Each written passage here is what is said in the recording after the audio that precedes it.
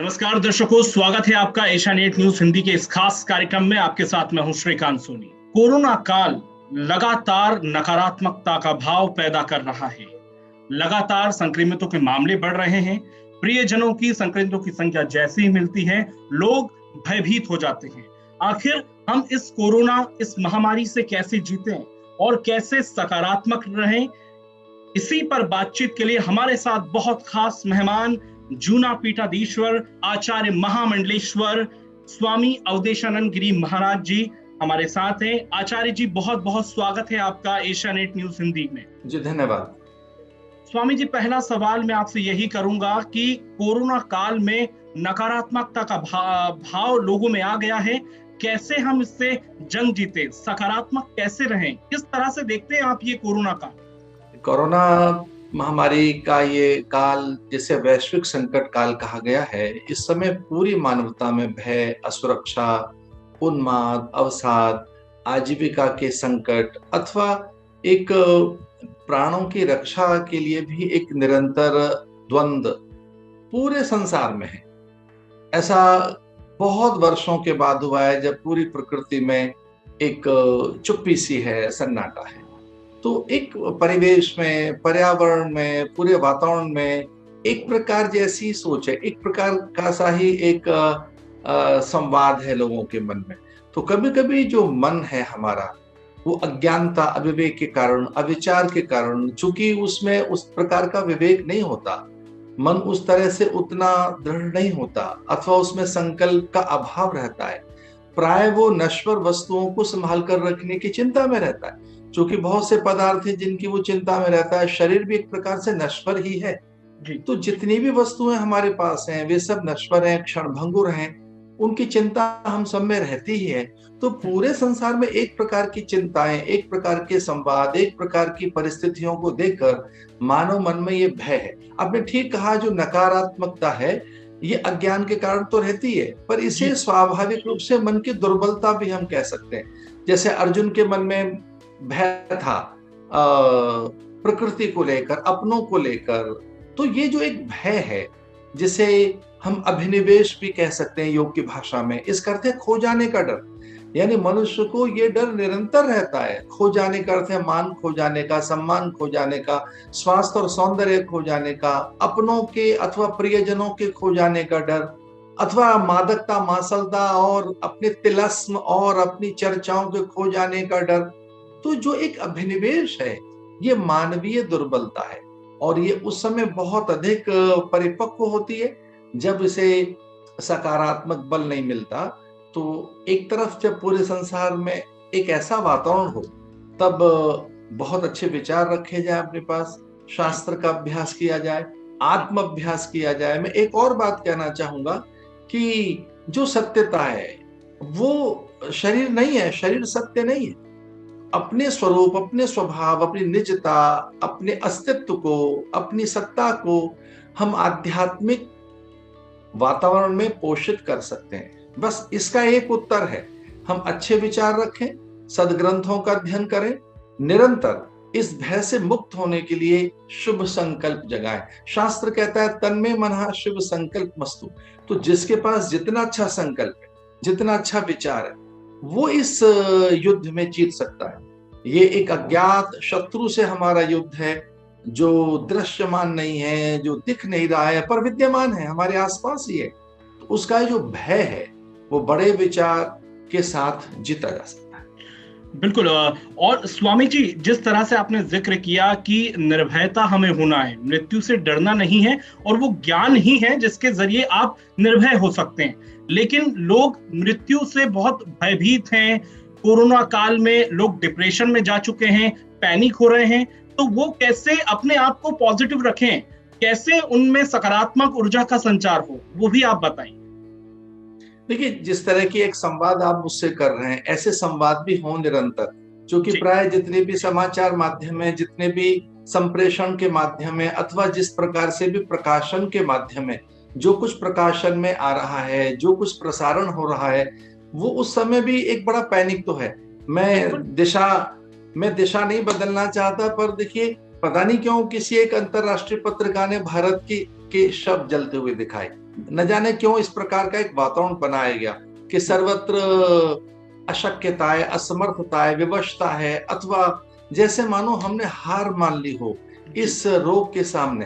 तो एक वातावरण ऐसा बनाया जा सके कि देखिए सुधार हो रहा है, जो जो इंडेक्स है अथवा सूचकांक हैं उनके आंकड़े अगर सही आ सके, और बार बार मनोचिकित्सकों को, विचारकों को, विशेषकर मनोवैज्ञानिकों के साथ साथ शास्त्र पठित लोगों को, अथवा उनको जो संस्कारवान है, विचारवान है, प्रज्ञावान है, अथवा जो बहुत सहायक होंगे, सकारात्मक, वे समर्थ प्राणी, उनके भी संवाद हो सके। एक मैं और बात इसमें कहना चाहूंगा जो कारगर सिद्ध हो सकती है, सर्वत्र एक जैसी चर्चाएं हैं, तो प्रतिकूलताओं के परिहार के लिए अनुकूलताओं का सृजन करना चाहिए।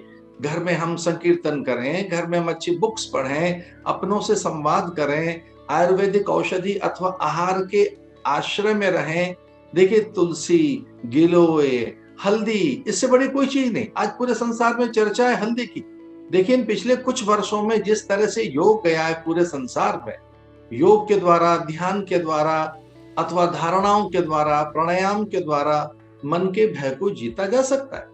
तो योग किया जाए, हल्की फुल्की प्राणायाम किया जाए, भोर में उठते सूर्य के प्रकाश में बैठा जाए, सूर्य पर थोड़ा त्राटक किया जाए, तुलसी, नीम, गिलोय, हल्दी का सेवन किया जाए, और ये बार बार अभ्यास किया जाए। स्वस्थोस्मि, पवित्रोस्मि, दिव्योस्मि, मैं पवित्र हूँ, स्वस्थ हूँ, दिव्य हूँ, ऐसे सकारात्मक भाव और अच्छे मंत्रों का प्रयोग किया जाए तो मुझे लगता है कि भय जाएगा।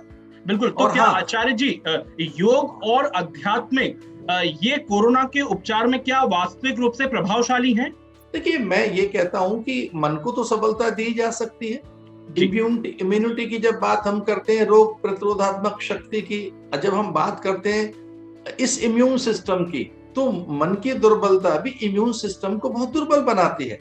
ये सच है कि औषधियां ली जाए, उपचार किया जाए, पर मन भी सबल बनाया जाए। अगर हम बहुत उपचार कर रहे हैं, औषधियां ले रहे हैं, मन में दुर्बलता है, मन में भय है, तो औषधियां उतनी प्रभावकारक नहीं होती। तो कई बार औषधियों को भी बूस्टर देने के लिए, बूस्टअप करने के लिए, उन्हें और अधिक उर्वरक और उत्प्रेरक करने के लिए, उन्हें भी और अधिक प्रभावशाली बनाने के लिए मन को सबल बनाना होगा, मन को सामर्थ्यवान बनाना होगा। और मन कुछ और है नहीं, विचार का नाम मन है, भाव का नाम मन है, कामना, वासना, स्पृहा, लालसाओं का नाम मन है, ऐषणा और त्याग ग्रहण का नाम मन है। मन तो कुछ है ही नहीं, मन तो संवेदना है, मन तो भावना है।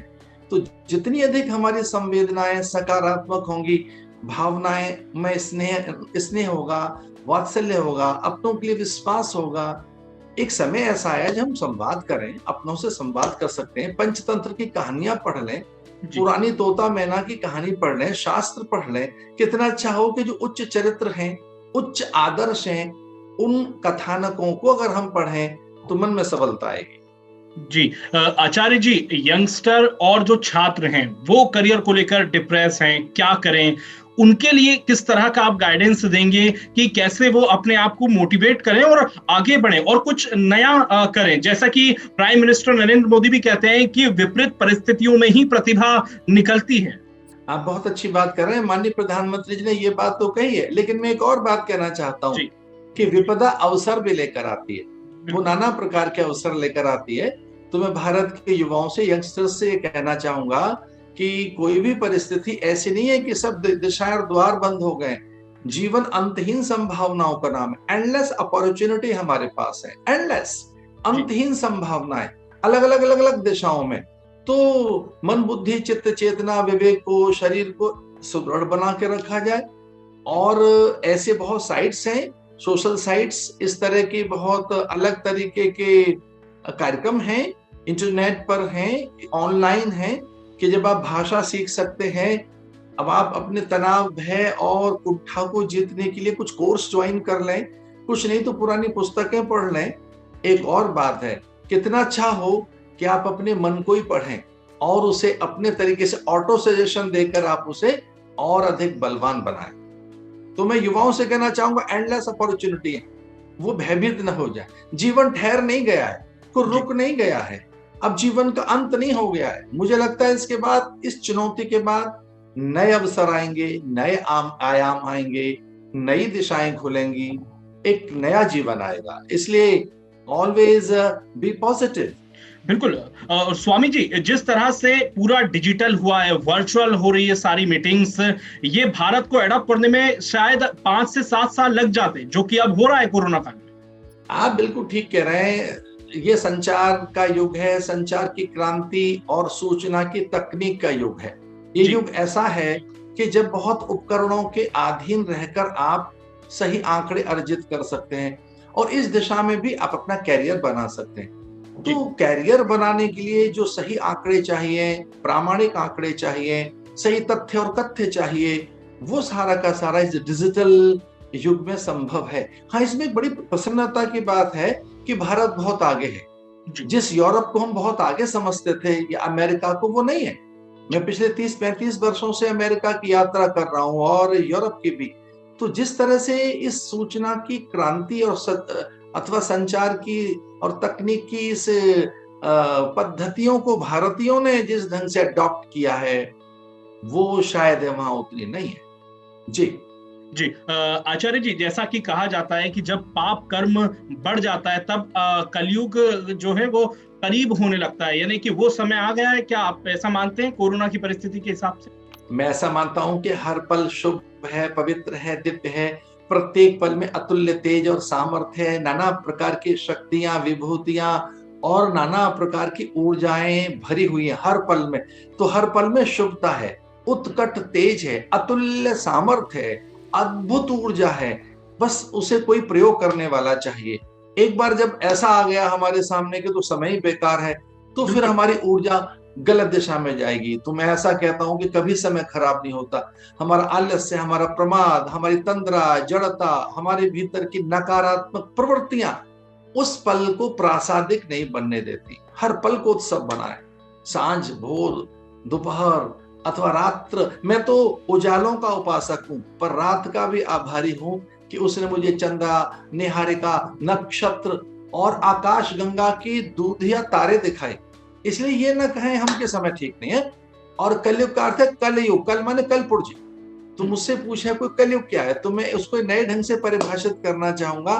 जी। कल पुर्जों का युग है, यंत्र का युग है, अभियांत्रिकी का युग है, टेक्नोलॉजी का युग है। So this is the age of the technology. जी। तो कितना अच्छा हो कि हम टेक्नोलॉजी को यूज करें, तकनीक को यूज करें। और ये सच में डरने का युग नहीं है। सच में चुप बैठकर निराश होने का युग नहीं है। सृजनात्मकता कैसे आए स्वामी जी, वो भी आप बताइए। देखिए, एक बात है सृजन की, रचना धर्मिता की। तो सृजन स्वाभाविक रूप से मनुष्य की प्रकृति है। देखिए, उससे बच्चे होते हैं, विचार पैदा होते हैं, भोर में नाना प्रकार की चीजें हैं जो जो उसकी रचना से प्रकट होती हैं। तो सृजन तो उसकी स्वाभाविकता है। बस एक बार कलम उठानी है, एक बार ब्रश उठाना है, एक बार खंती उठानी है, एक बार आपको छेनी उठानी, हथौड़ा उठाना है, बस आप कुछ भी निकाल। तो पत्थर में से किस प्रकार से मूर्तियां निकली, कैनवस पर जब ब्रश यानी तूलिका रंगों के साथ चली तो कितने सुंदर चित्र बने। किस ढंग से एक कुंभकार ने मिट्टी को हाथ लगाया और किस प्रकार के पात्र बने। तो एक अच्छा पात्र बनाकर, एक अच्छा अपने को अपने को निकालकर हम एक श्रेष्ठ बना सकते हैं। बस सृजन का अर्थ है कि विचार, विवेक और अपनी सकारात्मक बड़े संकल्प के साथ अपने को आकार देना है। ऐसे में जब सब लोग भयभीत हैं, एक नया आकार दें अपने को, एक बढ़िया स्वभाव बनाए, एक बढ़िया चिंतन बनाए। हम में एडेप्टेबिलिटी रहनी चाहिए, एडेप्शन रहना चाहिए, यानी हमें स्वीकार्यता रहे। जैसे अच्छी चीज के लिए हम स्वीकार्यता और अपनी मनोवृत्तियों में अनुसरण की प्रकृति को पैदा करेंगे, तो सच मानी अच्छी चीजें हमारी ओर आकर्षित होने लगेंगी। प्रकृति में दोनों चीजें हैं। प्रकृति में हर चीज है, नकारात्मक और सकारात्मक। तो जैसे ही आप सृजन की ओर बढ़ेंगे तो सकारात्मकता आपकी ओर आकर्षित होने लगेगी। जैसे आप आंख बंद कर लेते हैं, मैं एक मंत्र सुनाता हूं वेद का, चरैवेति चरैवेद। इसका अर्थ है चलते रहो निरंतर सकारात्मक होकर। जो बैठ गया उसका भाग्य भी बैठ गया, जो लेट गया उसका भाग्य सो गया, लेकिन जो खड़ा हो गया है भाग्य खड़ा हो गया है, और जो चल पड़ा है सही दिशा में भाग्य चल पड़ा है। तो बस आपसे ये कहना था कि सृजन में अपने विवेक, विचार, अपने धैर्य, संकल्प और साहस का प्रयोग करें, अपनी विद्या का प्रयोग करें। सच मानिए, आपकी ऊर्जा आपको बड़ा रूप देना चाहती है, आपको अनंत बनाना चाहती है। और बिल्कुल अंत में एक बात, जीवन अनंतता को अर्जित करने का नाम है, चुप रहने का नाम नहीं है। तो जो इन्फिनिटी है, जो आपके भीतर एक अनंत है, अक्ष, एक जो आपके भीतर में एक अतुल्य है, आपके भीतर में जो विराट है, उसे प्रकट करने का नाम जीवन है। ये मनुष्य जीवन अनंत होने के लिए मिला है, चुप बैठ जाने के लिए नहीं। कोरोना से डरे नहीं और सामर्थ्य के साथ इसका, बड़े मन के साथ, संकल्प के साथ इसका सामना कीजिए। ये हार जाएगा और आप जीत जाएंगे। बिल्कुल आचार्य जी, भारत सरकार कोरोना को रोकने के लिए जो कदम उठा रही है, क्या लगता है आपको वो प्रभावशाली है? किस तरह से सरकार हमें कोरोना से सुरक्षित रखने के लिए कार्य कर रही है? देखिए, जैसा सरकार बार बार कहती है कि मास्क लगाएं, सामाजिक दूरी का पालन करें, स्वच्छता रखें, ये सब तो हमें पालन करना ही चाहिए। पर हमें एक और बात भी करनी है, जो बड़ी बात है, हम पैनिक न करें। जिस तरह से लहर आई अब शांत हो गई, जिस तरह से कोई एक चीज आई अब वो धीरे धीरे मिट भी रही है। तो हम सरकार का साथ दें, हम अफवाहें न फैलाएं, अपनों के स्वास्थ्य की चिंता करें। मन में एक बार भी भय बैठ गया फिर निकलेगा नहीं। तो मन को सबल बनाना है, इतना सबल बनाना है, अच्छे विचार, अच्छा परिवेश, अच्छा एक वातावरण बनाना। जी स्वामी जी, साधु संतों की सुरक्षा के लिए कोई सुझाव आप देना चाहेंगे सरकार को? कोरोना का काल चल रहा है, उनके ऊपर भी कई जिम्मेदारी होती है, तब करना होता है, उनके लिए कोई सुरक्षा के काम किए जाएं, वो भी आप बता सकते हैं? देखिए, इस देश का सन्यासी तो एक प्रकार से परमार्थ की सत्ता का नाम है। जैसे पेड़ और सन्यासी दोनों को एक दूसरे का पर्याय समझ सकते हैं। जैसे पेड़ की गोंद, छाल, छाया, वलकल, हरितिमा, गंध, सुगंध सबके लिए, मकरंद और उसकी आर्द्रता, उससे पैदा होने वाली पवन और पर्जन्यों को वो बुलाता है बादलों। वैसे सन्यासी तो देने का नाम है। तो हमें सरकार से कुछ नहीं चाहिए, हम तो बल्कि सरकार और समाज और मानवता को अपने विचार देना चाहते हैं, अपनी प्रकृति से सबको परमार्थ सिखाना चाहते हैं। पर हाँ, सरकार बड़ी सजग है, सभी दिशा में, सब जगह वो काम आ रही है। मैं सभी राज्य सरकारों की प्रशंसा करना चाहूंगा, विशेषकर माननीय मोदी जी, उनके प्रयास अत्यंत अनुकरणीय हैं। वो एक समर्थ प्रधानमंत्री सिद्ध हुए, पूरे विश्व में उनकी चर्चा है। हाँ, उनको लेकर बहुत सी कुछ भ्रांतियां, कुछ अलग नैरेटिव्स खड़ा करने का प्रयास किया गया था, लेकिन वो सब ध्वस्त हो गया। एक ऐसा प्रधानमंत्री जिसने योग की बात कही है, आरोग्यता की बात कही है, आयुष्मान भारत लेकर आया है, घर घर में जो बिजली लेकर आया है, घर घर में जिसने एक सबलता को जगाने के लिए एक आशावादिता दृष्टिकोण दिया है, आशावादी बनने की प्रकृति पैदा की है, तो मुझे लगता है कि सरकार अच्छा कर रही है। धन्यवाद। बिल्कुल स्वामी जी, और इसी तरह जिस तरह से आपने कोरोना से जीत के मंत्र दिए हैं, सकारात्मकता के, ऊर्जावान रहने के, विचारों को बदलना होगा, तभी हम कोरोना से जीत पाएंगे। हमें निर्भय होना है। बहुत बहुत शुक्रिया आचार्य जी, आपने एशिया नेट न्यूज हिंदी के लिए वक्त निकाला। कैसा लगा ये वीडियो हमें कमेंट सेक्शन में ज़रूर बताएं, और अगर ये वीडियो पसंद आया हो तो इसे लाइक और शेयर भी करें, और हमारे channel Asia net news Hindi को सब्सक्राइब करना ना भूलें, और इसके नोटिफिकेशन पाने के लिए बेल आइकन को ज़रूर दबाएं।